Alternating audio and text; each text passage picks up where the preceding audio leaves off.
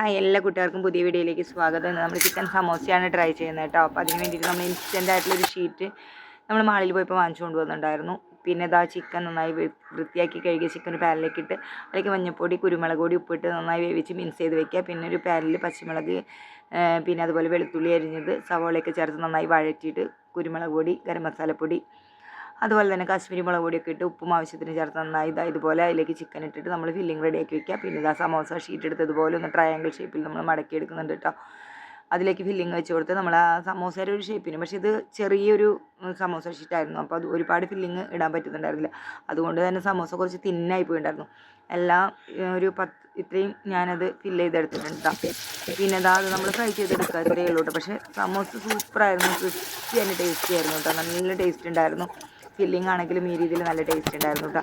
അപ്പോൾ ആദ്യമായിട്ട് video കാണുന്നതാണെങ്കിൽ subscribe ചെയ്യാൻ മറക്കരുത്. ഒപ്പം തന്നെ ബെൽ ബട്ടൺ ഒന്ന് ടച്ച് ചെയ്യാം. നോക്കി സമോസ നല്ല ക്രിസ്പി ആയിട്ട് വന്നിട്ടില്ലേ. അപ്പോൾ ടാറ്റ, ബൈ ബൈ.